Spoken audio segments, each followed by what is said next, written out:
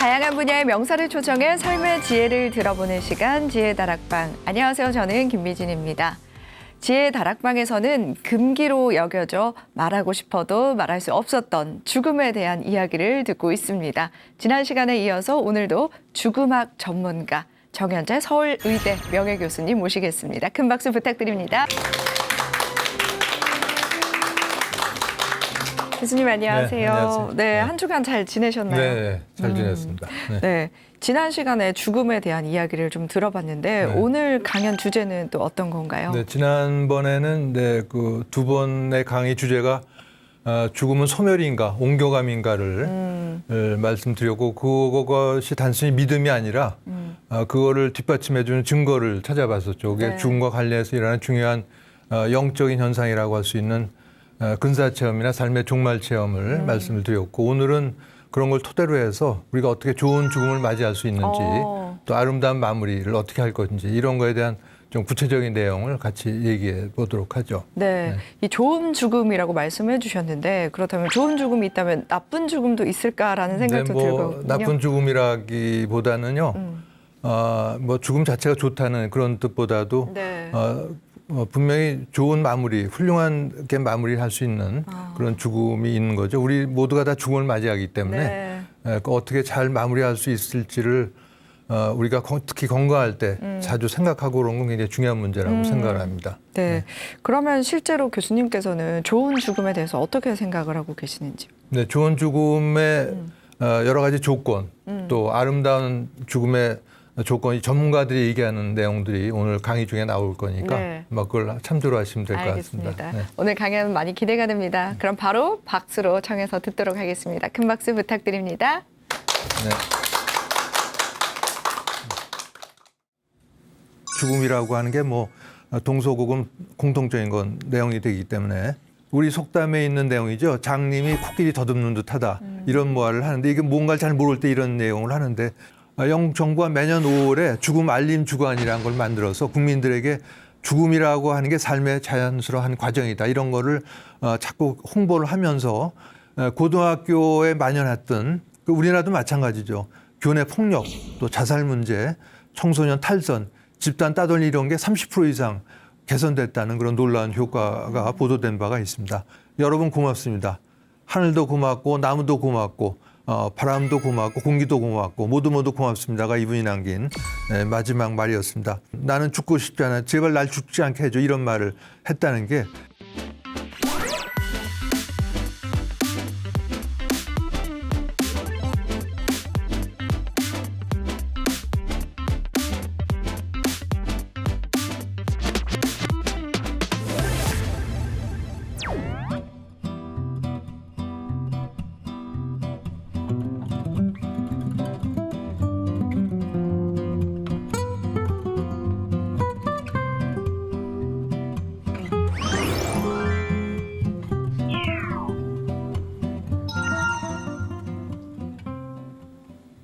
자, 이게 뭐 지난 시간에 특히 이제 삶의 종말 체험에 대해서 말씀드렸는데 오늘은 그거를 조금 더 말씀드리면서 이제 좋은 죽음, 아름다운 마무리 쪽으로 가보도록 하겠습니다. 이건 아마 그 하스피스에서 많은 환자들의 임종을 지켜본 간호사 최효석 선생이 쓴 책에 소개된 사례입니다. 환자가 임종기, 즉 죽을 때가 되면은 거의 대부분 이런 얘기를 한다는 거죠. 이미 돌아가신 동네 어른이 병실 문 앞에 와 있다. 또 오래전에 죽은 친지가 병실 저 구석에 와 있다면서 죽음이 임박한 환자들은 자신이 속한 세상, 즉 우리 이승이죠. 또 가게 될 저 세상, 저승을 함께 볼 수 있는 것 같다. 이런 얘기를 하면서 죽을 때가 된 환자가 자기와 얘기를 하다가 갑자기 아무도 없는 허공을 바라보면서 자기 눈에는 보이지 않는 누군가 얘기를 하는데 그러다가 다시 이 세계로 돌아와서 자기와 얘기할 때 보면은 아까 얘기가 끝난 부분부터 정확하게 다시 얘기를 시작한다는 거죠. 그러니까 이걸 통해서 알 수 있는 거는 혼돈스럽거나 뭐 약물의 영향으로 의식이 불명한 상태에서 하는 게 아니라 의식이 아주 활짝 깨어 있고 명료한 상태에서 이런 체험을 한다는 걸 알 수가 있습니다. 그 경우에 따라서 오랫동안 의식 불명 상태로 누워 있던 그런 환자가 다시 의식이 맑게 깨어나서 죽기 전에 짧지만 그 시간 동안에 이런 경험을 또 하기도 한다. 이런 것들을 이런 것들이 뭐 동서고금을 통해서 공통적으로 관찰된 현상이죠. 죽음이라고 하는 게 뭐 동서고금 공통적인 건 내용이 되기 때문에. 자, 이런 걸 알고 이제 그 활용한 사례인데요. 2010년에 한국인의 웰다잉 가이드라인이라는 책을 낼 때 그 이런 내용들 자세히 기술을 해놨는데 이걸 알려주신 분은 41살 영문학을 전공한 분입니다. 임종을 앞둔 어머니 증상이 책에 나와 있는 그대로 이어서 당황하지 않고 간병할 수 있었다 이런 얘기를 하는데 뭐냐면 임종을 앞둔 어머니가 이상하게 아무도 없는 허공에다 대고 누구랑 얘기를 하고 이런 모양새를 보인 거죠. 그래서 자기는 이게 이 책에 기술된 삶의 종말 체험이 확실했는데 다른 가족은 이런 걸 모르니까 굉장히 당황했지만 자기는 이미 아는 내용이라서 어머니를 위축시키지 않고 격려하면서 편안한 죽음을 맞이할 수 있었다 이렇게 얘기합니다. 이런 걸 모른다면 아마 정신 차리라고 하고 병원 같으면은 뭐 진정제를 주사한다든가 머리가 이상해졌나 보다 하고 뇌 MRI를 찍는다든가 이게 난리법석을 떨 텐데 이런 게 그 임종계 죽을 때가 돼서 일어나는 아주 자연적인 현상이라는 걸 알기만 해도 제일 중요한 건 환자를 위축시키지 않고 격려하면서 편안한 죽음을 맞이할 수 있게 해주는 대단히 중요한 알미라는 거를 강조를 다시 한번 해드립니다.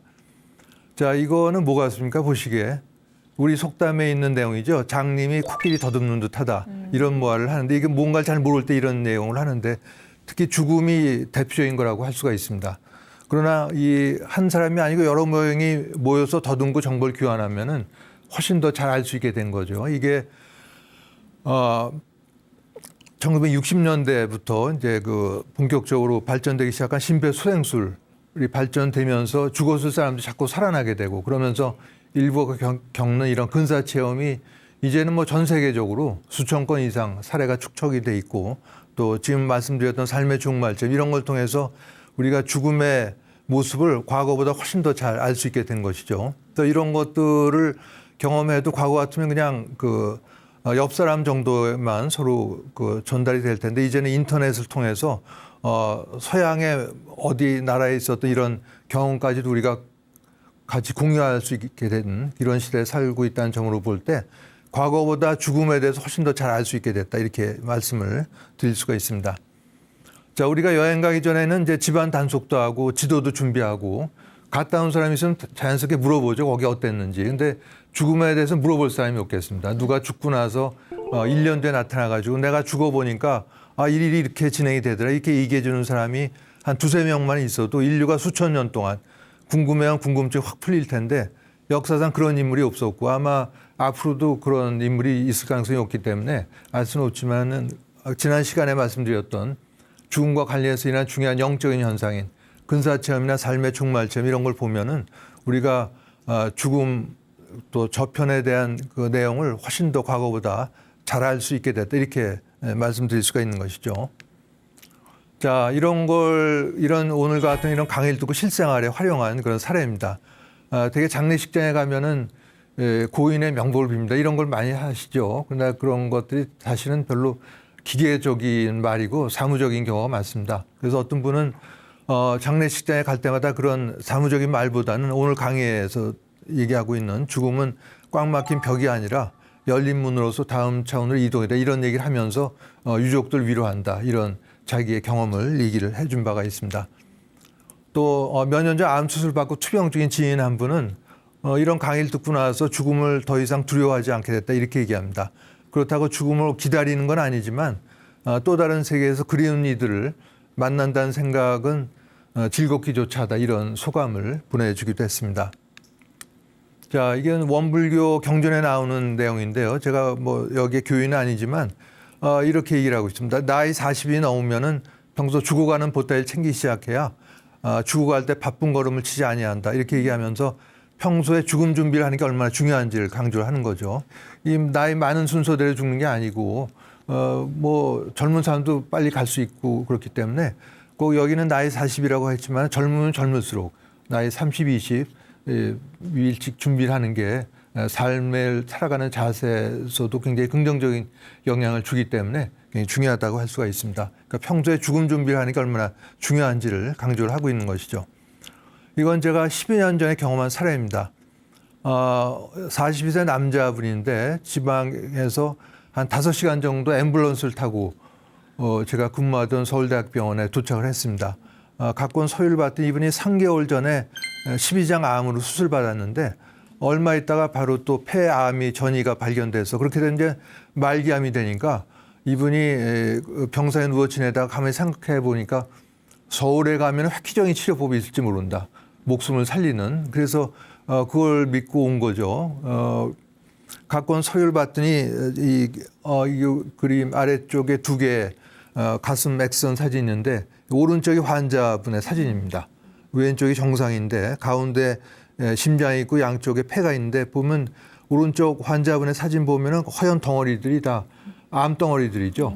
12장 암에서 폐로 전이된 암덩어리니까 숨을 쉴 수 있는 폐 조직이 거의 남아있지 않습니다. 얼마나 숨이 찼겠어요. 숨을 헐떡거리면서 5시간 동안 앰뷸런스를 타고 여기 왔는데 제가 이걸 보고 이건 지금 치료법 찾아다닐 때가 아니고 지금 얼마 안 남았기 때문에 삶을 잘 마무리하는 시간을 가져야 된다 이런 얘기를 했더니 환자가 좀 섭섭해하는 눈치긴 했지만 수긍을 하고 다시 돌아가기로 했습니다. 그때 옆에 있던 여자분이 제가 부인인 줄 알았더니 이분은 비혼 상태였고 누나가 같이 온 거였어요. 그래서 이런 경우에 대비해서 제가 지난 시간에 소개해드렸던 엘리자베스 키블러-로스 박사의 사후생이라는 책을 한 권 선물해 줬습니다.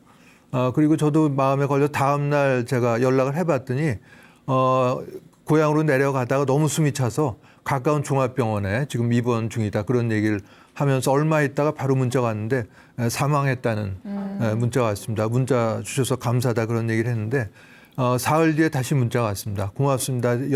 이제 동생을 보냈습니다. 아마 장례식 끝나고 문자를 보낸 것 같은데 이제는 시간이 많을 것 같아서 이 책을 잘 보겠다 이런 내용이었습니다. 이게 10여 년 전 내용인데 아마 뭐 이런 이 환자분을 뭐 폄하하고 온 게 아니라 저도 죽음에 대해서 별다른 생각 없이 살아왔다면은 말기암 진단받고 똑같은 상황이었으면 뭐 이런 행동을 했겠죠. 왜냐하면 죽음이 끝이라고 생각하면은 단 1시간, 단 하루라도 더 사는 게 중요하기 때문에 이런 행동이 어떻게 보면 자연스럽다고 볼 수가 있습니다.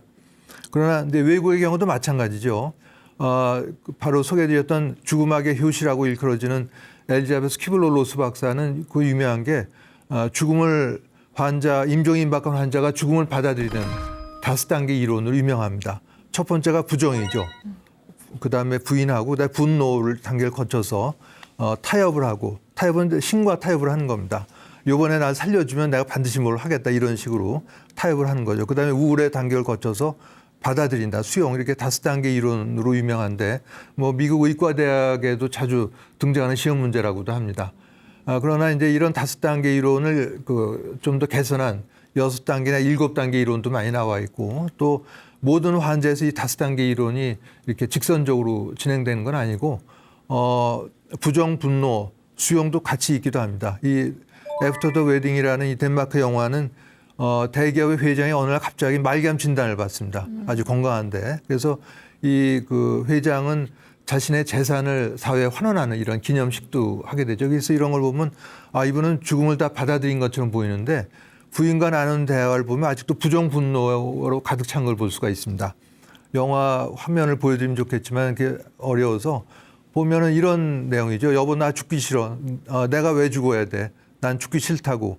왜 하필 내가 죽어야 돼 하면서 몸부림을 치는 거죠. 그러다가 이제 그 다음에는 장례식 장면이 나오게 되는데 뭐 영화의 장면이긴 하지만 다시 이런 모습은 우리 주변에서도 비일비재하게 볼 수가 있습니다. 자, 그래서 평소부터 죽음관을 갖는다는 거는 이 왼쪽에 있는 대부분이 이렇게 받아들이죠. 재수없고 끔찍스럽고 괴롭고 고통스럽고 이렇게 받아들이는데 그게 아니고 오히려 삶의 일부이고 또 마지막 성장의 기회, 또 다른 차원의 이동이라는 이런 관점을 가지면서 제일 아래에 있는 메멘토 모리죠. 모든 사람은 죽게 되고 나도 얘는 아니다. 이런 메멘토 모리를 자주 상기하는 게 죽음관을 갖는 거다. 이렇게 요약을 해볼 수가 있겠습니다. 자, 이렇게 눈에 보이지 않는 세계, 다시 말해서 지난 시간에 말씀드렸던 죽음과 관련해서 일어난 중요한 영적인 현상인 근사체험이나 삶의 종말체험 이런 걸 보면 우리가 눈에 보이지 않는 세계에 있다는 걸 확실히 알 수가 있는데 이걸 통해서 오히려 죽음을 직시하는 중요한 계기가 된다 얘기를 합니다. 어느 대학 총장을 지닌 명예교수 한 분은 우리나라 사람 대화는 아주 평등한 대화를 한다고 얘기하는데 왜냐하면 만나면은 아빠도 평소하고 자식이 공부 몇 등 하는지 이 두 가지만 얘기하기 때문에 아주 평등한 대화를 한다고 얘기를 합니다. 근데 이렇게 지상에 머물렀던 시선을 이런 걸 통해서 먼 곳의 별을 바라보는 쪽으로 시선을 돌리는 중요한 계기가 될 수 있다고 얘기하는 것이죠. 그러면서 근원적인 궁금증입니다. 나는 누구이고 사람이 어디서 와서 어디로 가고 삶이 무엇이고 어떻게 살아갈 건지 이런 근원적인 궁금증에 대한 질문을 하게 되는 중요한 계기가 된다 이렇게 얘기를 하고 있습니다. 돌아가신 법정 스님 수필집에 자주 나왔던 게 이 헨리 데비 서로우인데요. 서로우는 그 월든이라는 책에서 이런 얘기를 했습니다. 사람들 대부분은 조용한 절망 속에서 살아간다 이런 얘기를 했는데 지금 현대인들의 모습도 크게 달라 보이지 않습니다. 더 넓은 집, 비싼 자동차, 또 주말이면 술 먹고 영화 보고 운동경이 관람하고 이게 전부이기 때문에 아마도 이런 삶의 의미와 목적 이런 걸 찾지 않기 때문에 150여 년이 지난 현대인들의 모습도 아마 대부분 조용한 절망 속에서 살아가는 게 아닌가. 말은 안 해도 그렇기 때문에 자살률도 높고 이럴 거라고 생각을 합니다. 자, 이 말하는 건축가는 건축가 정기영 선생을 그리고 있는데요. 이분은 전라북도 무주에서 굉장히 많은 건축물들 설계를 합니다. 주민센터, 낙골당, 도서관, 천문대 등등 이런 걸 하는데 한 개인이 이렇게 한 곳에서 오랫동안 설계를 할 경우에는 본인이 많은 경제적 손실을 감수해야 한다고 합니다. 그런데도 이런 걸 무릅쓰고 했기 때문에 건축계의 공익이온 이런 별명도 들었는데 이분이 대장암으로 5년 이상 투병하다가 2011년도에 세상을 떠납니다. 이 인터뷰는 말기암 환자 본인이 죽음을 앞두고 얼마 안 남은 상황에서 어떻게 바라보고 있는지를 담담하게 보여주고 있습니다. 동영상 중에 나오는 중요한 거를 추리면 이런 건데요. 죽는 준비를 단단히 해야 된다. 그 옛 것을 생각하고 눈물 흘리고 뭐 이런 게 아니라 산다는 게 뭔지 또 왜 사는지 세상이 뭔지 어떻게 살았는지 가족은 뭔지 이런 근원적인 문제들 다시 곱씹어보고 생각해보고 그러면서 좀 성숙한 다음에 죽는 게 좋겠다 이런 얘기를 합니다. 그러면서 한마디로 죽음 앞에서 좀 위험이 있어야겠다. 밝고 초롱초롱한 눈빛으로 죽음과 마주하는 그런 인간이 되고 싶다 이런 얘기를 했던 것이죠. 이게 아마 죽음 남기고 몇 달 안 남은 상황에서 말기암 환자 본인이 죽음을 이렇게 바라보는 말을 했고 굉장히 우리들에게 많은 울림을 주고 있습니다. 정경 선생은 그래서 2011년 초에 봄 내음이 맞고 싶다면서 서울 아차산으로 소풍을 갑니다. 거동을 못하니까 이제 침대에 누운 채로 가족들 또 사무소 직원들하고 같이 간 자리에서 일행 중 한 명이 그래도 한 말씀 해보라고 그랬더니 이분이 남긴 마지막 말은 이거였습니다. 여러분 고맙습니다. 하늘도 고맙고 나무도 고맙고 바람도 고맙고 공기도 고맙고 모두 고맙습니다가 이분이 남긴 마지막 말이었습니다.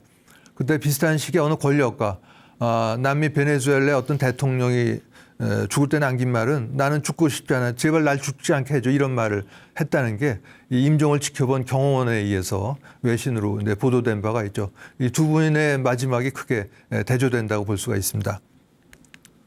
자, 그래서 이제 우리가 살면서 돈도 필요하고 돈이 중요하지 않다는 얘기가 아니라 필요한 거죠. 또 명예도 추구하고 하겠지만 너무 이쪽에만 치우치지 않게 다른 사람과 나누고 사랑하고 이해하는 타인에 대한 배려 이런 걸 하게 되는 중요한 어떤 계기, 단초가 되는 게 바로 죽음과 아니다 이렇게 요약을 할 수가 있겠습니다.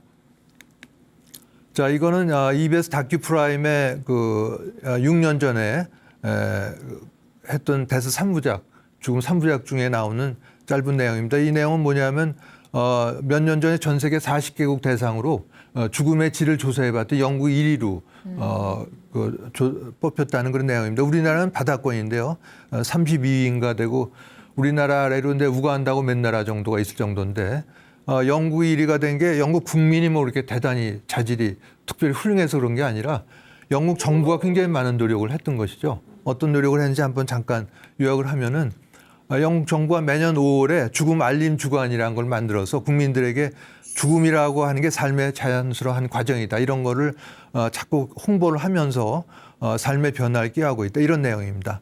그래서 그 내용 중에 몇 가지 적어놨는데 유언장 쓰기, 장례 계획을 세우게 하고 노후의 요양 계획, 또 장기 기증서, 또 가족들하고 이 죽음에 대한 얘기를 나누고 특히 어린애들 우리 같으면 어린애들한테 죽음 얘기 꺼내는 건 안 좋다. 이런 선입견을 갖고 있는데 그게 아니고 애들하고 죽음에 관한 이야기를 자꾸 나누고 이런 걸 통해서 죽음이 삶의 한 자연스러운 과정이다. 이런 걸 자꾸 알리는 거를 정부 주도로 국민들에게 하고 있다는 거죠.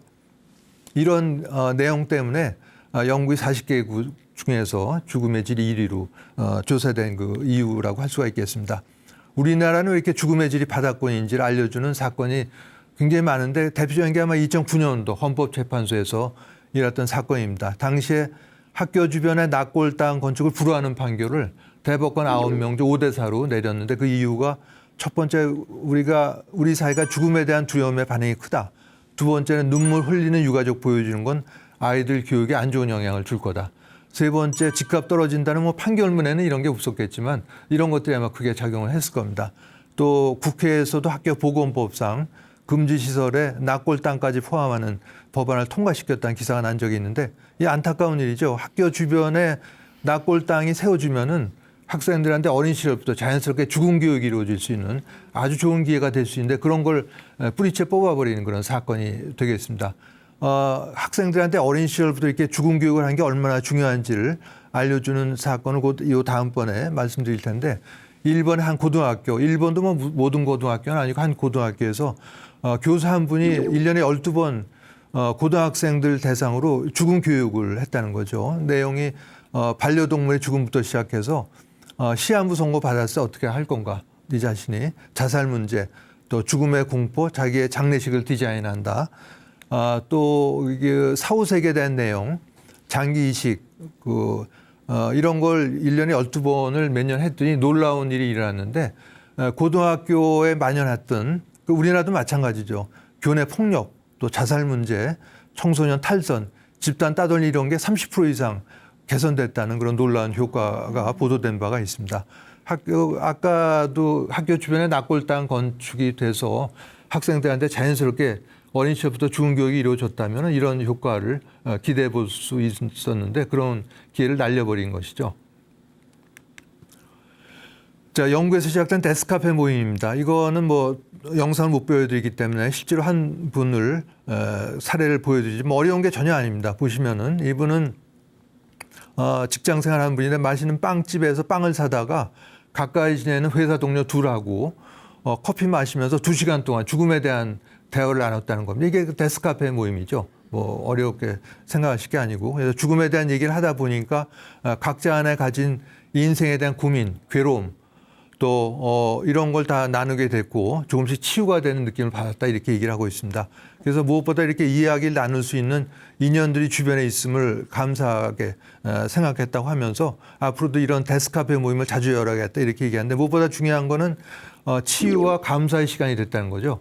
죽음에 대한 이야기를 서로 나누면서 그래서 꼭 영국의 데스카페 모임 같은 경우는 이제 레스토랑이나 카페를 임대해서 했지만은 그렇게 뭐 비싼 돈 들이 안 하더라도 친구분들 또 가족들하고 식사 모임에서 죽음을 주제로 대화를 이끌어 나가시면 훌륭한 데스카페 모임이 얼마든지 될 수가 있습니다. 자, 이거는 아마 우리나라 사람들 사망 원인 통계입니다. 2017년, 18년 두 개를 다 보여드린 건 거의 비슷하다는 거죠. 매년 암일입니다. 그래서 이걸 보면 알 수 있는 건 그 암 진단받는 게 이상한 일이 아니라는 거죠. 제가 암 환자이기 때문에 또 얘기를 드릴 수가 있는데 우리 모두가 죽는다는 거는 다 아시는 내용이고 또 사망 원인 1위가 암이라는 걸 알면은 암 진단 받았다고 해서 울고불고 대성통곡하고 올 일이 전혀 아니다는 거를 오히려 자연스러운 삶의 한 과정이다 하는 거를 이걸 통해서 또 알 수가 있겠습니다.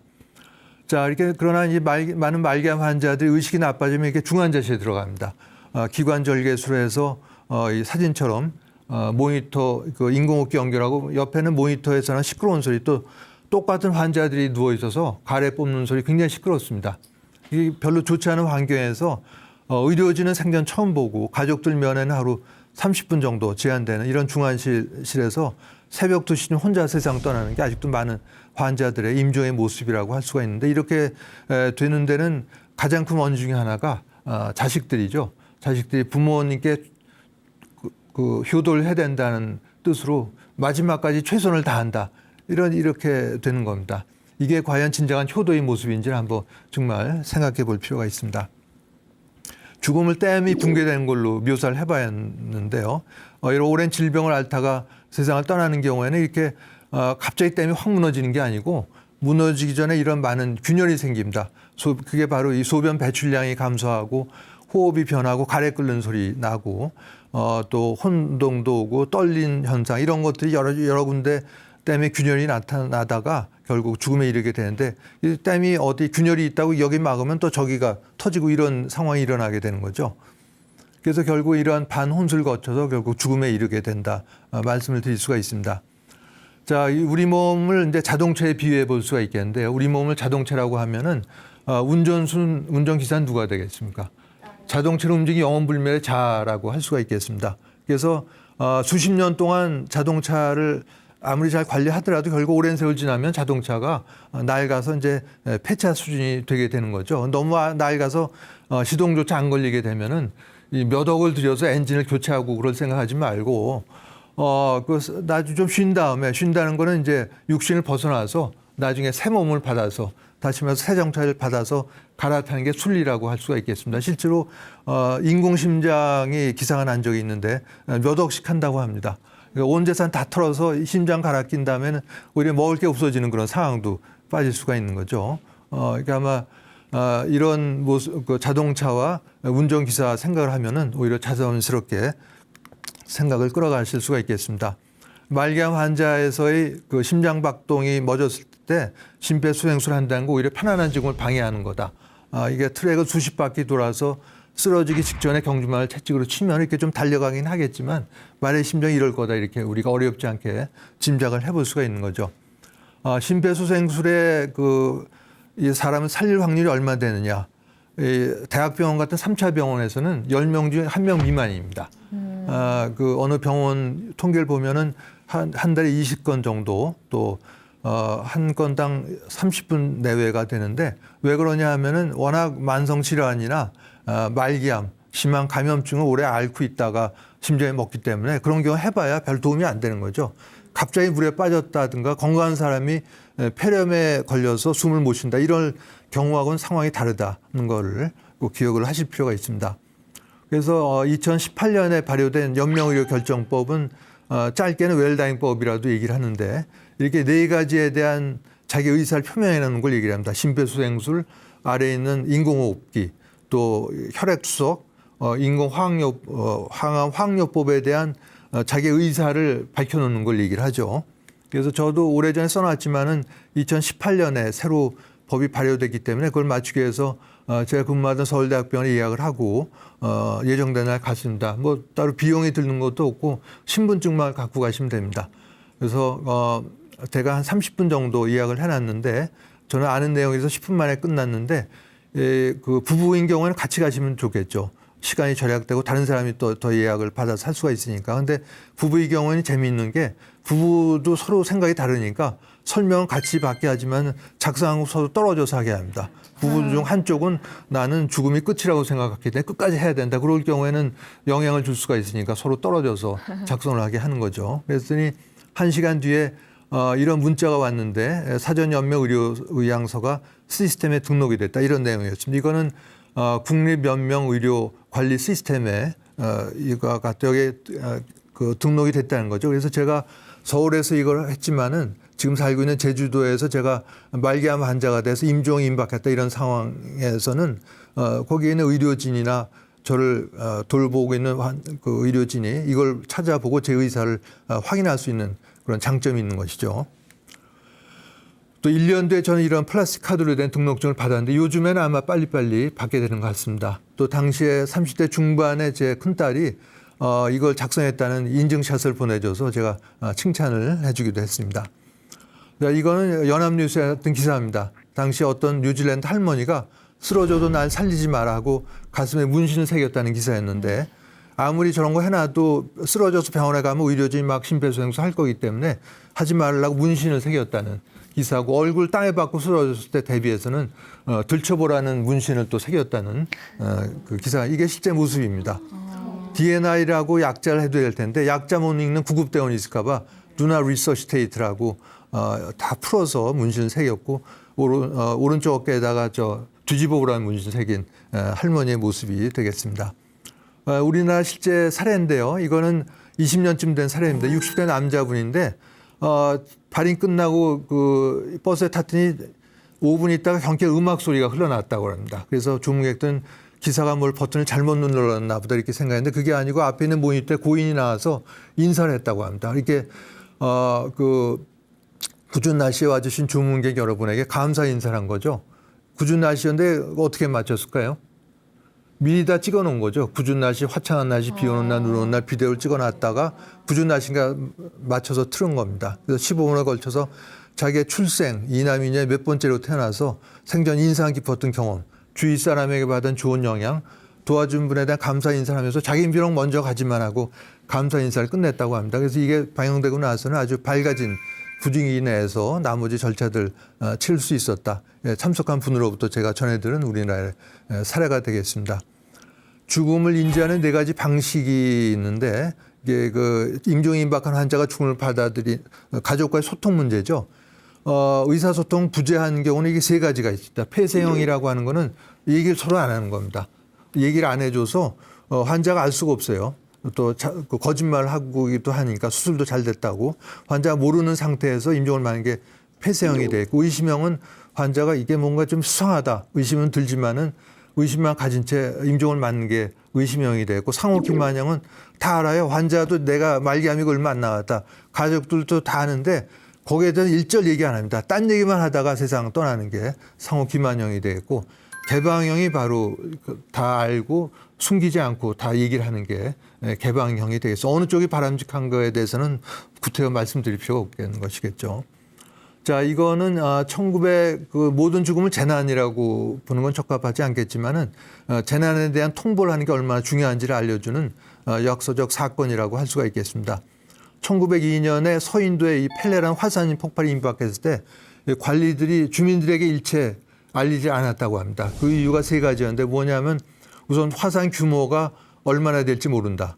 두 번째는 괜히 알렸다가 주민들에게 불필요한 공포감을 조성할 필요는 없겠다. 무엇보다도 이제 지방자치 선거일이 임박했다고 그래요. 그래서 괜히 이거 알렸다가 그 투표 다 떨어질지 모른다.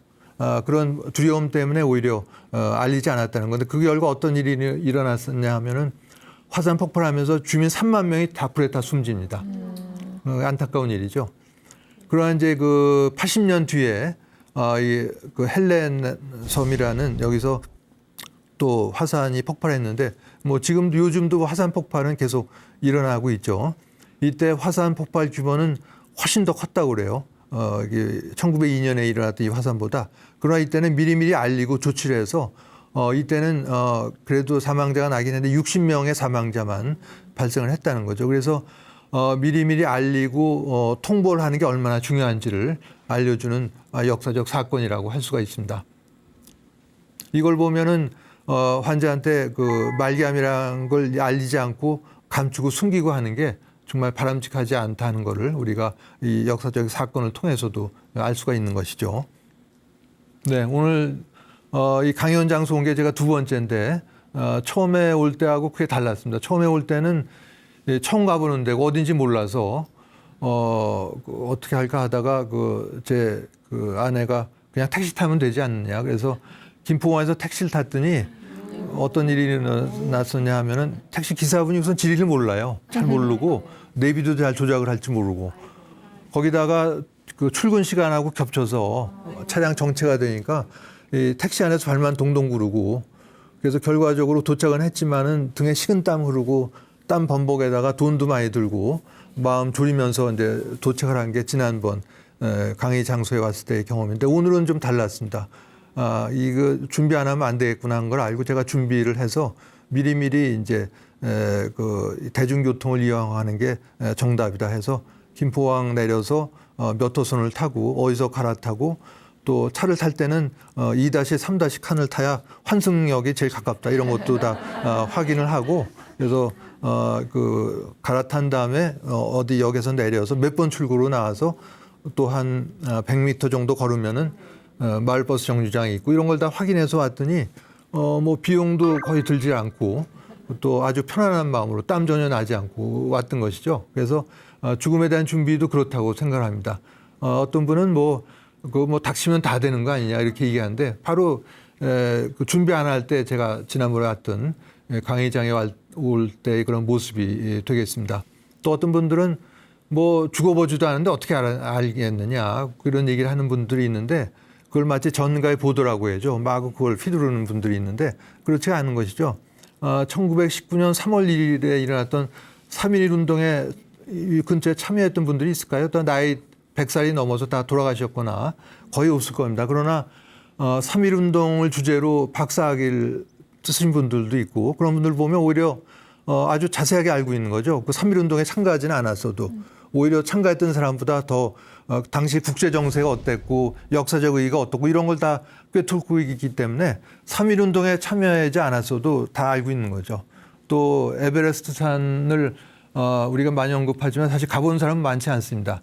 산악 등반 전문가나 일부 매니아들만 가는 정도인데 우리가 거기 가보지 않았어도 에베레스트 산이 높이가 얼마나 되고 갈 게 주변이 어떻게 되고 이런 건 뭐 다 알고 있지 않습니까? 마찬가지죠. 죽음에 대해서도 죽어보지 않았기 때문에 알 수 없는 게 아니라 죽어보지 않았어도 다 알 수 있는 겁니다. 제가 여기 처음 왔어도 지난번처럼 다 조사해 보면 다 나오죠. 얼마 전에 그 코미디 프로 중에 하나가 조사하면 다 나와라는 프로가 아마 있었던 기억이 날 겁니다. 조사해 보면 안 나오는 게 없어요. 다 나옵니다. 죽음에 대해서도 마찬가지죠. 한 40, 50년 전, 예를 들어서 100년 전만 해도 별로 알려진 게 없고, 예를 들어서 이제 아까 지난 시간에 말씀드렸던 죽음과 관련해서 일어나는 중요한 영적인 현상, 근사체험이나 삶의 종말점 이런 것도 알려지지 않았는데 이제는 그런 것도 다 전 세계적으로 수천 건 이상 자료가 축적이 돼 있고 이렇기 때문에 이제는 본인이 조금만 노력을 하면은 다 알 수가 있는 거죠. 그래서 이 죽음을 맞이하는 자세도 닥치면 다 되지 이런 게 절대 아니고 준비를 해야 된다는 겁니다. 준비를.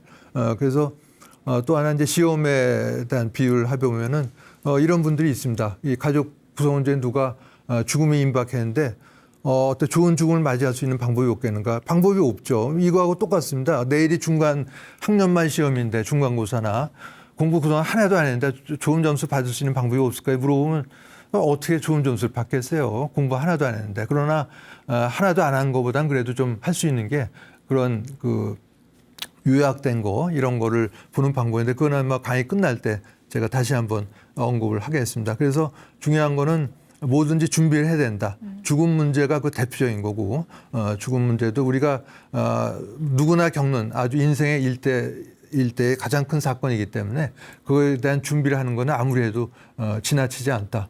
또 많은 준비를 하면은 오늘 제가 이 강의 장소에 처음이랑 다르게 많은 준비를 하고 보니까 굉장히 편안한 마음으로 온 것처럼 그 좋은 죽음을 맞이할 수 있다는 거를 다시 그 길 찾는 거에 비유해서 제가 말씀을 드렸습니다. 네, 그래서 이제 그 예정된 4번의 강의 중에서 오늘 이번 시간이 3번째 강의고 이제 좋은 죽음과 아름다운 마무리에 2번의 강의 중 첫 번째가 되겠는데 이 강의를 이제 마치도록 하겠습니다. 네, 강의 들어주시느라고 수고 많으셨습니다. 감사합니다.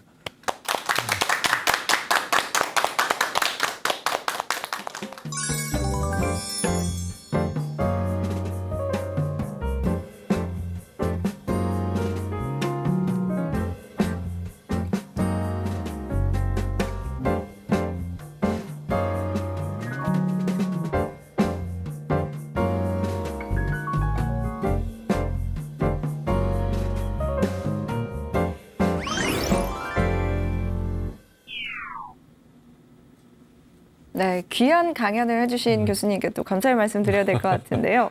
저는 이 강의 중에 말씀해 주신 것 중에서 죽기 직전, 임종 때 남긴 말, 이 두 분이 굉장히 다른 것을 비교하다 보니까 이렇게 임종 때 삶의 태도에 대해서 다른 것이 드러나는구나라는 생각을 했었어요. 또 교수님께서는 혹시 임종 때 어떤 말을 남기고 싶으신지? 네, 그거 네, 그렇죠. 그래서 그건 아마 제 이런 경험을 하나 소개해드리면 제가 아마 2017년도에 어떤 강의를 하러 갔을 때 강의를 주최한 주최 측에서 이제 저를 비롯해서 청중 모두에게 각자 묘비명을 한번 써보면 어떻겠는가. 그래서 제가 묘비명을 쓴 적이 있는데 그때 묘비명을 소개해드리면 저는 이렇게 썼어요. 그래서 우리 모두는 무제한 여권을 가진 시간 여행자다. 힘들기도 했지만 즐거움과 보람이 함께했던 지구별에서의 인생학교 수업을 끝마치고 이제 본향으로 복귀합니다. 그게 제가 썼던 이제 묘비명인데 저는 워낙 바다에 뿌릴 거기 때문에 해양장 예정이기 때문에 묘비는 없겠지만 묘비를 아마 쓴다면 아마 그렇게 쓸 거고 그게 아마 제가 말씀드리고 싶은 임종 때 남긴 말이라고도 할 수가 있겠죠. 네. 그렇군요. 교수님 강연을 듣다 네. 보니까 이제 삶에서 모두가 죽음을 좀 준비하는 시간도 필요한 것 같고 죽음에 대한 인식도 조금씩 변해갈 것 네, 같다는 네. 생각도 듭니다. 교수님께서는 죽음을 어떻게 바라봤으면 하는지 그런 의견 있으신가요? 죽음은 이제 아까 말씀드린 것처럼 죽음이 꼭 그냥 얼핏 생각하면 괴롭죠. 죽어가는 사람이 고통스럽기도 하고 네. 괴롭고 끔찍하고 그렇게 볼 수가 있지만 오늘 아마 강의를 또 들어보신 걸 종합하게 되면은 꼭 그런 것만이 아니라 오히려 삶의 일부이고 네. 또 마지막 성장의 기회 그걸 통해서 우리가 성장을 해나갈 수 있는 그리고 또 뭐 첫 번째 강의 때부터 누차 말씀드리지만은 죽음은 소멸이하는 게 아니고 옹려감이다. 즉 다른 차원의 이동이다라는 거를 늘 생각을 하는 게 이게 굉장히 중요합니다.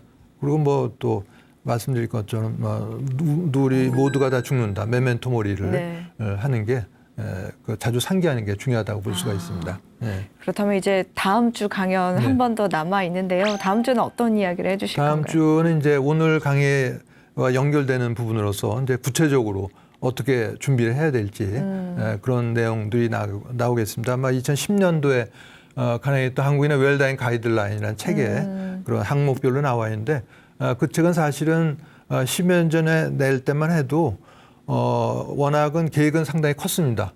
왜냐하면 그 사망의 원인별로 다 다르기 때문에 사고로 인한 죽음 또 자살로 인한 죽음마다 죽음에 따라서 다 그런 책을 낼 계획이었지만은 워낙 책이 팔리질 않아서 네.